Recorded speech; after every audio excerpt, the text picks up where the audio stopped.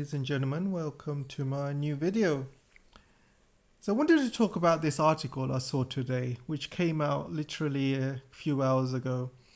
And it's talking about China releasing a prototype which can reach speeds of 450 kilometers per hour.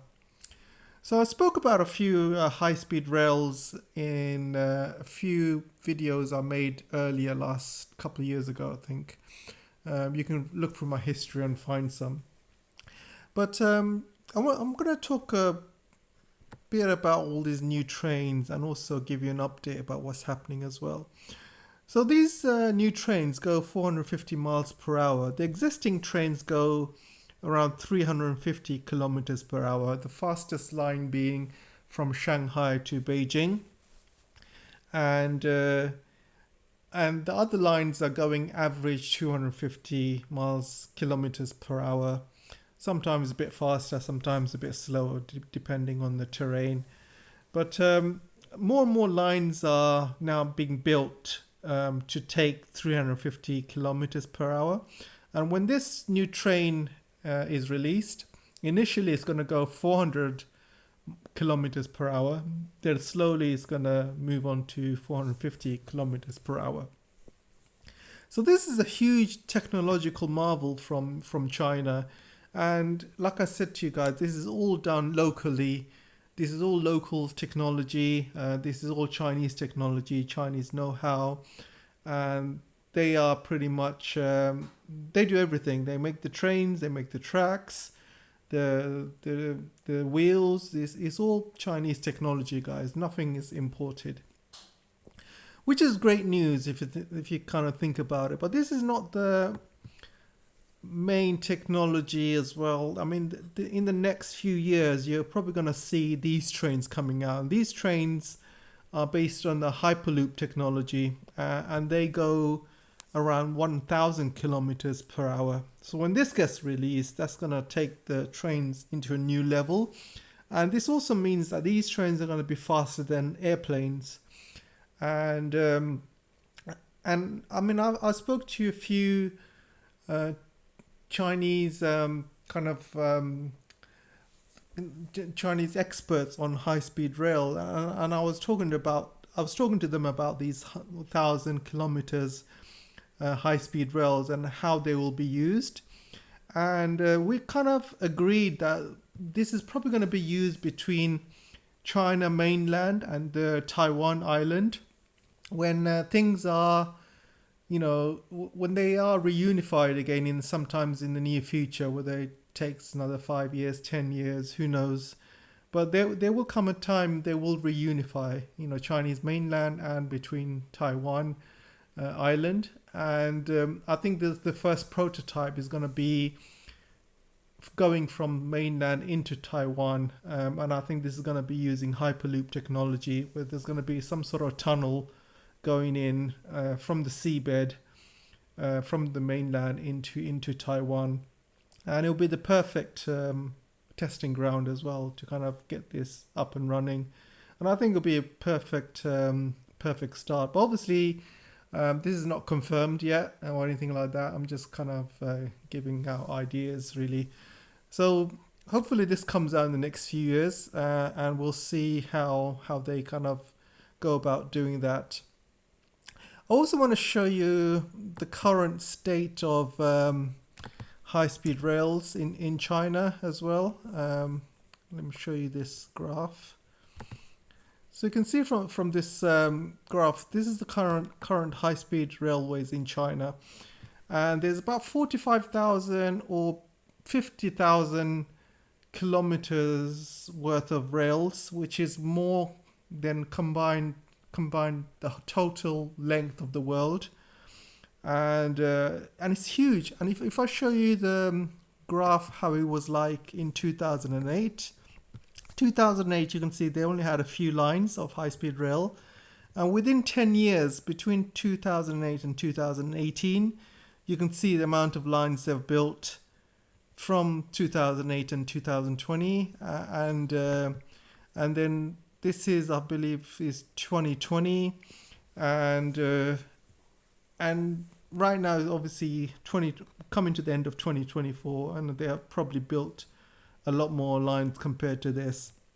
One of the main lines that they're building, which is probably the most difficult line, is the Sichuan line, which is going to go from Chengdu. Chengdu is somewhere around here in the Sichuan province, and it's going to go to Tibet, Lhasa, and it has to go through a lot of mountains. There's going to be a lot of tunnels and bridges, and it's an extremely difficult terrain to build, and I think it's going to take another 5 years to complete. So by 2030, I believe they could complete. It might be sooner, but obviously it's a very difficult terrain. It's probably going to be the most difficult high-speed rail project they have ever done. And once that link to Tibet is done, there's going to be another link going into Tibet from Lanzhou. So from Lanzhou, there's going to be another link going straight into Lhasa as well. So they're going to be building another one. And I'm not sure if there's going to be a link from Lhasa to Chengdu, then to Tibet, or they're going to build a separate line between Lanzhou and Tibet. So I'm not sure 100%. But they're building plenty of lines. And you can see that east side of China is pretty much fully high-speed railed, going everywhere. The only parts which is not as much is the western side, and also in Tibet as well. But I believe that's going to change. It also depends on the population density as well. There's more people and there's more cities in the east side of China, and on the west side, there's not many cities, and also the population density is very low. And the area is mainly deserts as well, so they can't really build much over there. But the west side of China is slowly developing. Cities like Urumqi, Kashgar, obviously Lanzhou as well, and Lhasa. Cities like that are being developed slowly, and they're becoming really major hubs in China, and their GDP is growing year by year.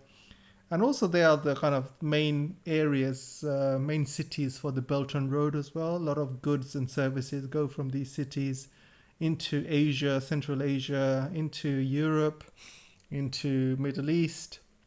So these cities are extremely important for the development of Western China and China in itself as well. So let's go to the next one.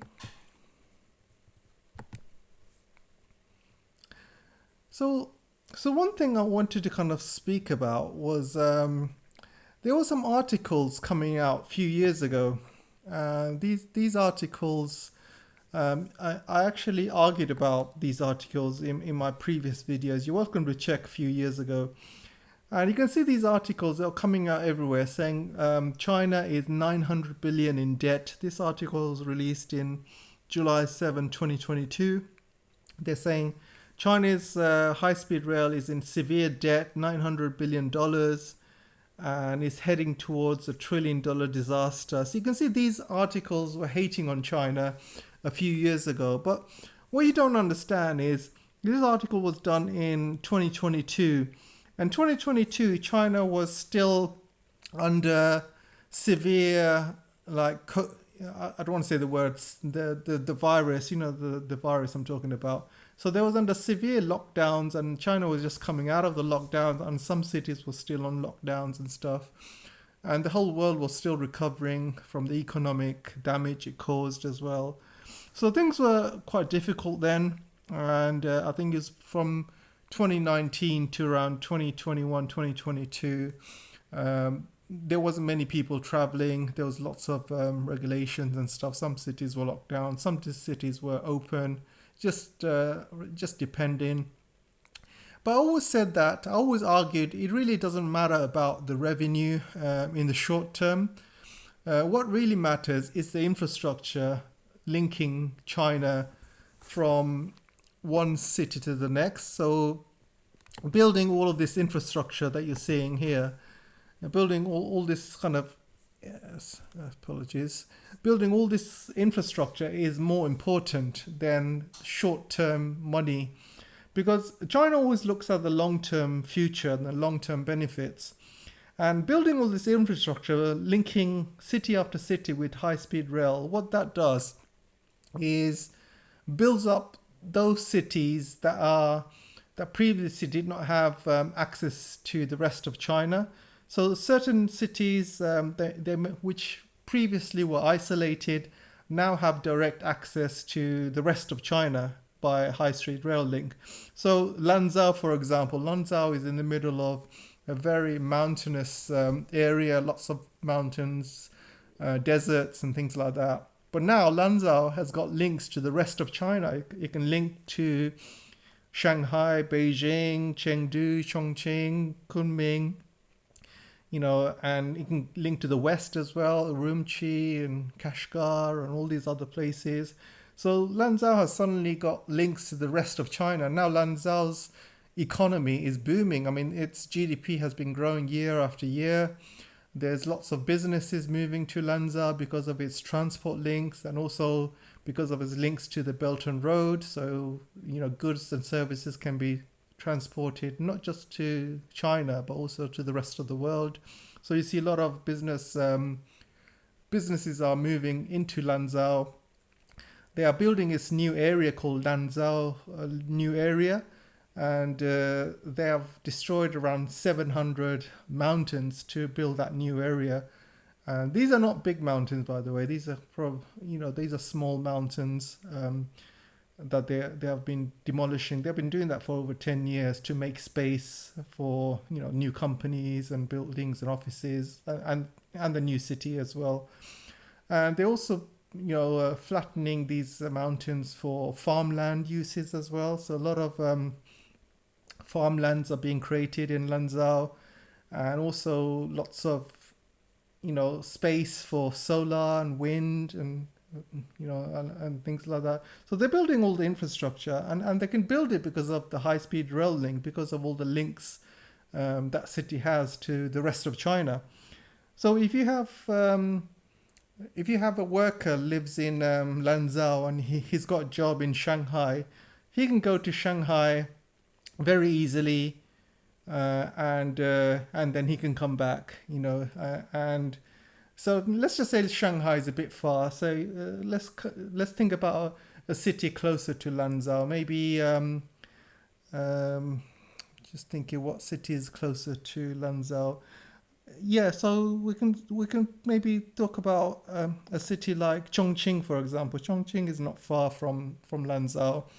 And previously, without the high-speed rail link, used to probably take over a day. And now it can only take like a couple of hours and things like that. And so it makes it's not just human people to city traveling, but also goods and services as well.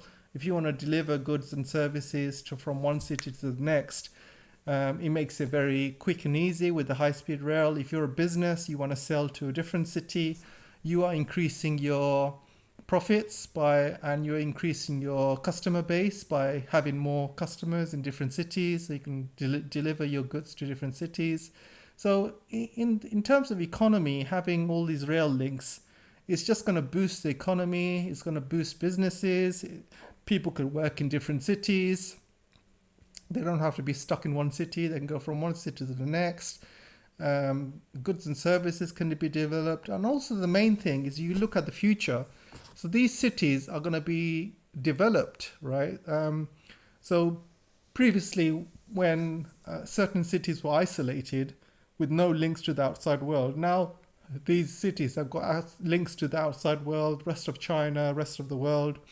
And you're going to see lots of businesses moving their offices into these cities. These cities are going to get more money, more tax revenue, and these cities will develop. And that's how it works. That's the whole point of having high-speed rail links throughout China and the benefits of China. So this money, China doesn't look at the short-term costs. They look at the long-term benefits of having high-speed rail. And the long-term benefits, China knows they will already make their money back. So I just showed you one article in 2022 to show you that basically, you know, I'm going to try and debunk it. So let's try and debunk it, shall we?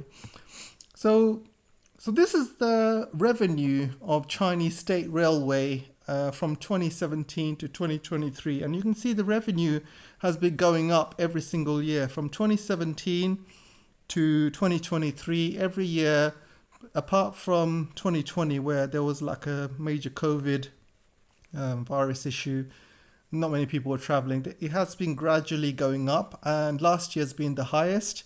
And this year is even higher. The actual figures have not come out yet, but from what I've seen from Chinese media sources, it's actually much higher than 2023. And the way I know is through some of these articles. You can see, like in 2024, foreign visitors to China surged by 130% in 2024.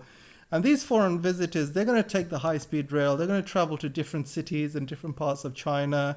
They're going to want to see as much of China as possible.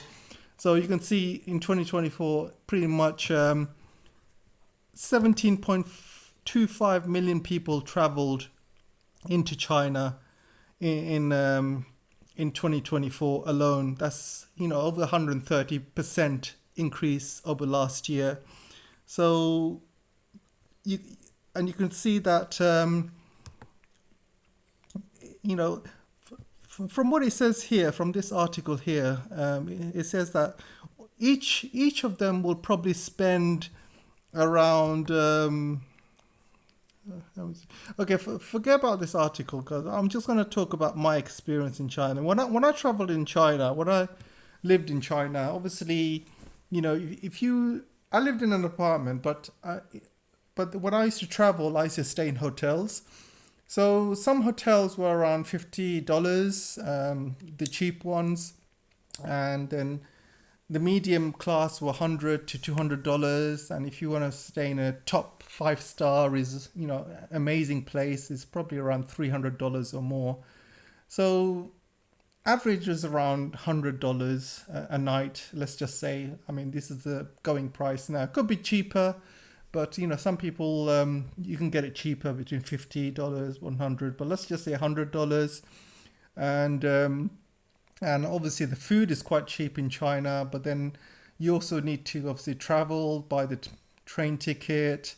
You also need, you know, pay for certain attractions. If you go to a new city, you might need to pay to go to like a museum or a temple or something like that.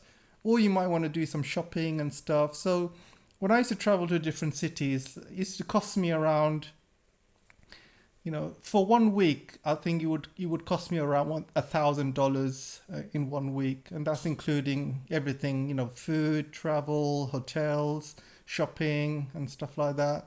So if you work out $1,000 per week with 17.25 million visitors coming to China, you can just work out the maths. That's hundreds of billions of dollars coming into China's railways and Chinese economy as a whole every single year.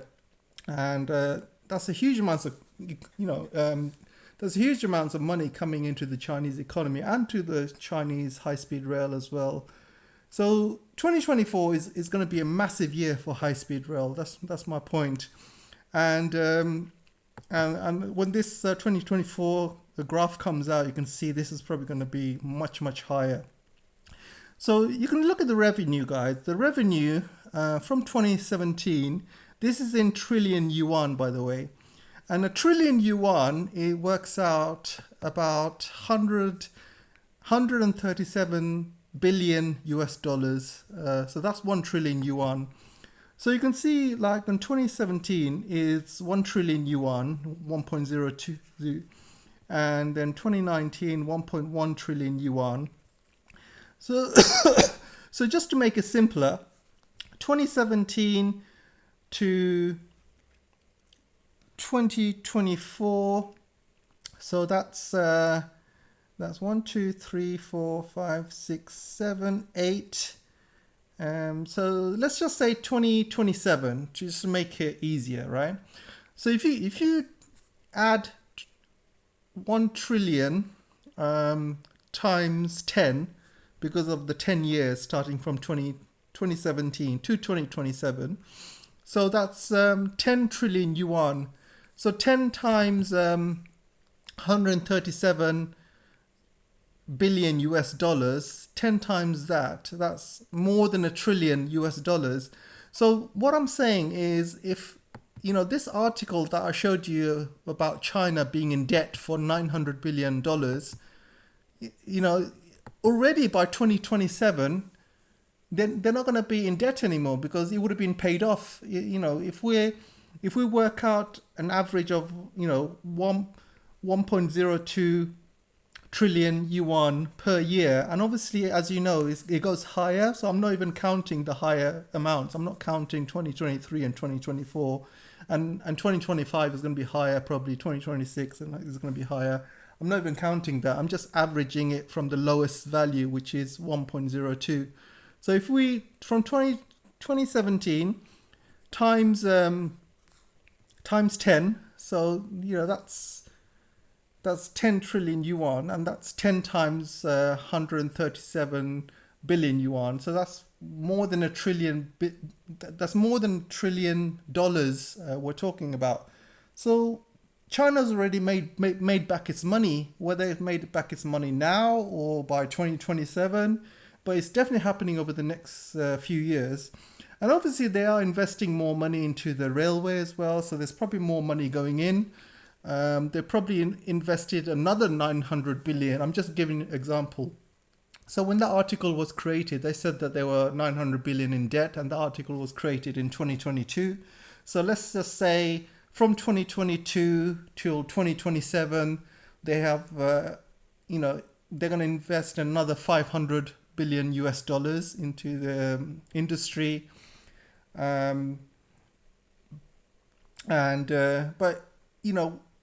So if you add, by 2030, you can probably say they will even out, So you see, China is not that far behind from paying it all off. That's my point. And with all these foreign visitors coming in, pumping money into the economy, taking the high-speed rails, plus you got 1.4 billion Chinese as well, people traveling around, especially during holidays. Holidays are the busiest times in China, especially during the holidays. The Chinese travel from one city to the next. They see family. They go to see like temples and museums and stuff like that. And also high-speed rail has allowed the Chinese to travel around, which they didn't really have a chance before, like 20 years ago, 30 years ago. A lot of Chinese were rural Chinese. They were not in cities, so they were basically stuck mainly in around the villages, not able to travel much around China. But with the high-speed rail now, all of these families and stuff, they can travel to the rest of China and see things and visit things. So you have 1.4 billion people traveling. You have all these 172 million foreigners traveling as well. This is going to be a huge boom for Chinese high-speed rail. And like I showed you, by 2027, I'm pretty sure they will pay off most of the cost. And this graph starts from 2017, by the way. And I'm pretty sure the high-speed rail started in around 2008. So I'm not even counting those figures from 2008 till 2017.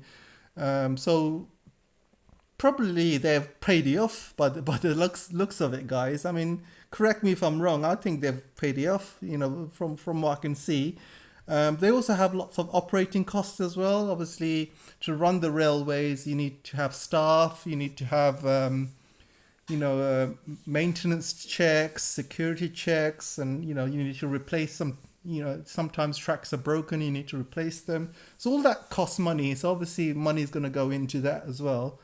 So obviously I think with counting everything, all the costs involved, and also all the running costs, operating costs, plus the revenue and profit every single year. Plus they've increased the railway charges as well. I think this year they've increased it by, I can't remember how much. Somebody said they've increased it by a certain amount, which is going to be higher. So they're going to get more revenue because of it. So it looks like they're either going to be, it's either paid off already or it's going to be paid off by 2027. Either way, it's going to be paid off in the next few years and completely paid off by 2030, because all these new investments and new lines being built obviously cost money. So by 2030, I'm sure everything that they wanted, they want to build 75,000 kilometers of railway lines, and I believe by 2030 they will do it. And by then, all the investment they put into high-speed rail, I'm pretty sure it would be paid off by then. And after that, it'll be free. So Chinese high-speed rail will have no debt after 2030. People will travel around with all over China, and all that money gets generated is going to be going into the country, going back into the country to invest in more projects, maybe more lines, or maybe better technology, better trains, who knows, but but these Western papers saying that China's in debt, or this railway stuff is in debt, it's all BS, guys. Don't believe a word of it. So I just wanted to finish off. I already spoke about that. Yes, just wanted to kind of finish off with this final article. It says, China's railway sector handles a record number of passenger trips in 2023. This is in 2023. It's not even in 2024.